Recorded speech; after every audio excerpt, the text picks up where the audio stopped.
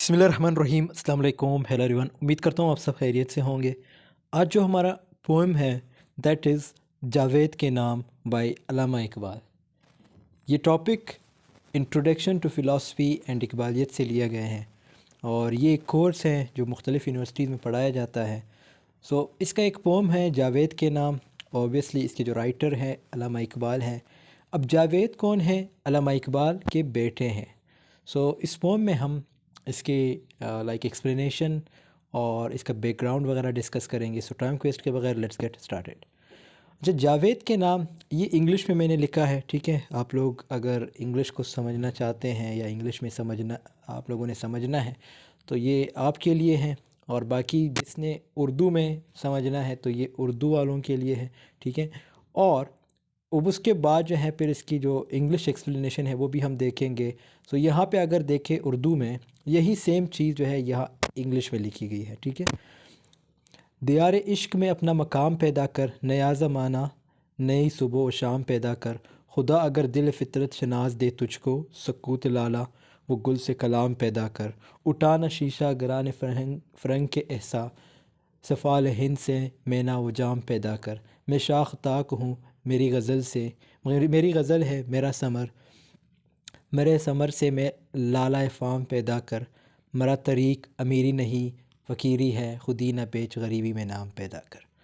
अब इसके स्टोरी क्या है, मतलब ये क्यों लिखा गया है? देखो, the opening line from poem Javed के नाम by doctor Iqbal, it was his reply to his son. मैंने बताया ना कि जावेद इकबाल कौन है।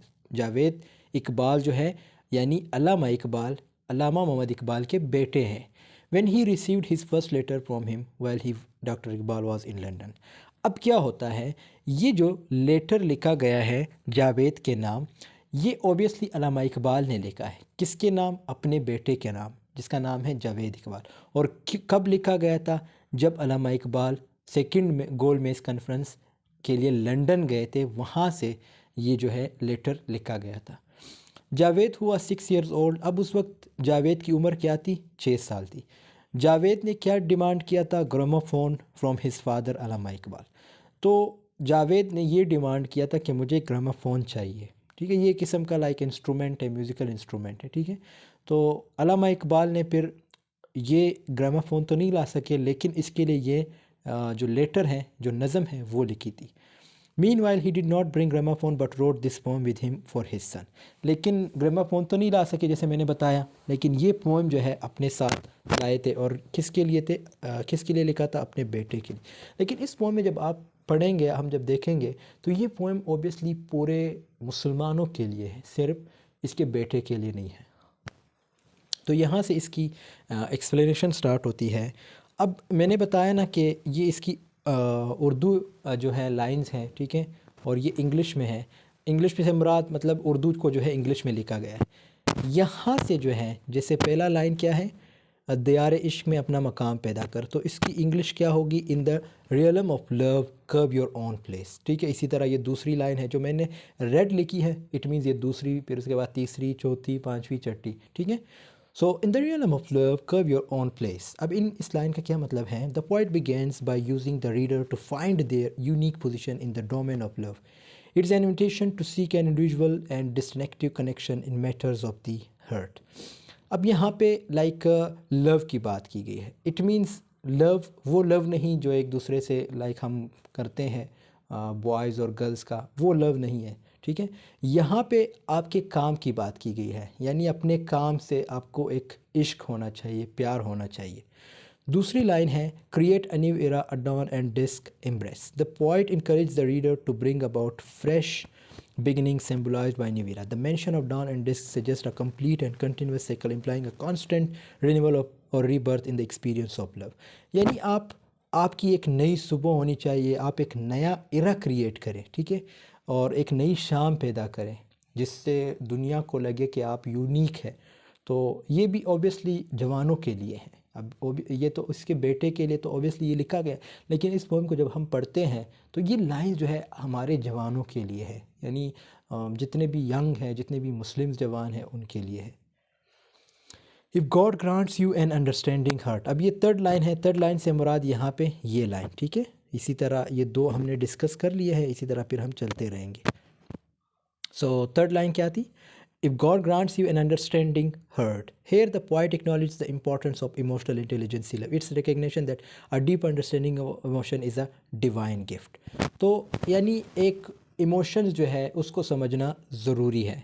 आपके इमोशन की जो इम्पोर्टेंस है वो भी ज़रूरी है, उसको समझे और अपने काम जो है स्टार्ट करे। इट मीन्स काम से मुराद यहाँ पे जो है कि अपने मुल्क यानी मुसलमानों का नाम रोशन किया जाए। ठीक है।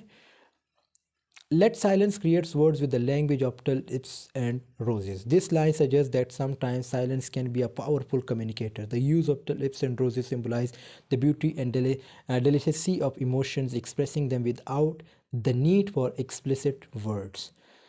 समटाइम्स आपकी जो साइलेंस है यानी जो खामोशी है वो भी एक अच्छे कम्युनिकेटर की तरह रिप्रेजेंट, मतलब एक कम्युनिकेशन है। ठीक है। कम्युनिकेशन तो ऑब्वियसली हमने पढ़ा है कि जब हम बोलते हैं, लेकिन यहाँ पे जैसे ये लाइन में क्या बताया गया कि समटाइम्स आपकी खामोशी यानी आप खामोशी से काम करें। ठीक है। वही आपकी कम्युनिकेशन है।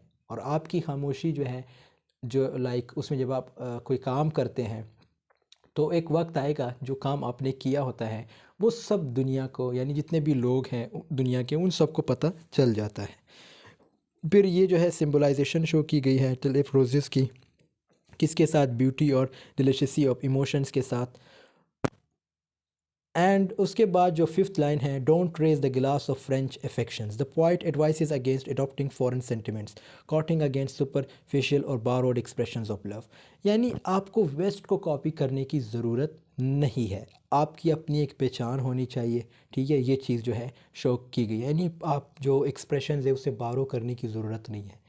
तो ओबियसली उस वक्त तो पाकिस्तान नहीं बना था, तो यहाँ पे जो है जितने भी यानी हिंद जो उस वक्त नाम फेमस था कि हिंद के मुसलमान, तो ये उन सब के लिए है।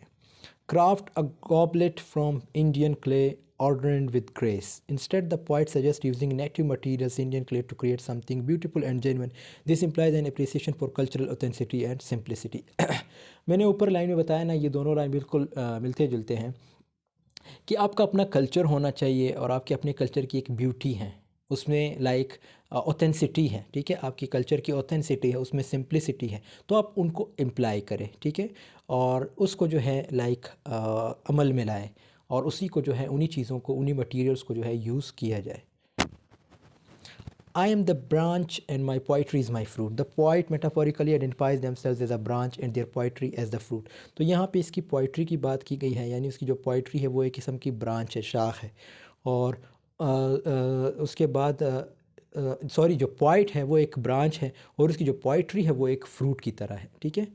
This implies that their creative expression is a product of their being. From my fruit produce the wine of tulips.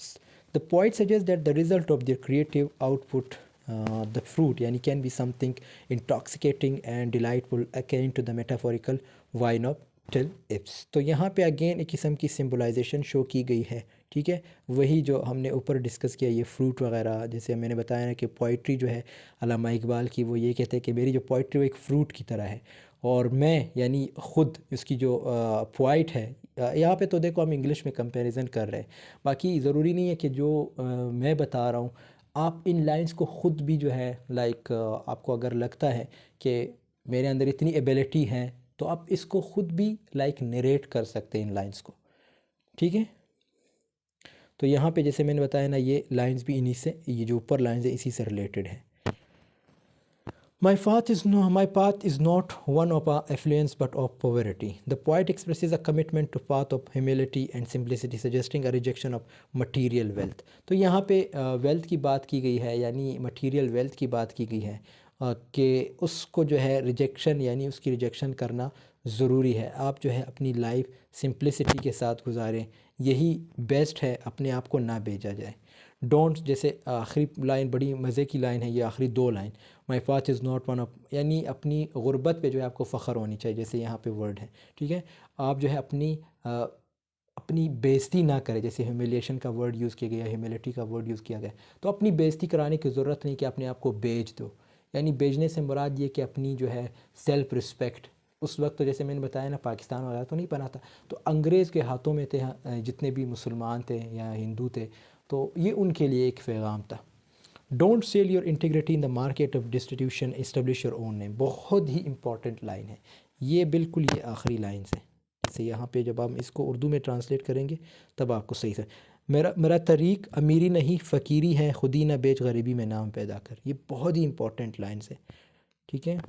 अब आते हैं, वेट वेट वेट वेट, ये so the point wants against compromising one's integrity for material gain। यानी अपने आप को, अपनी integrity को आपको जो है उसको बेचने की ज़रूरत नहीं है, ठीक है।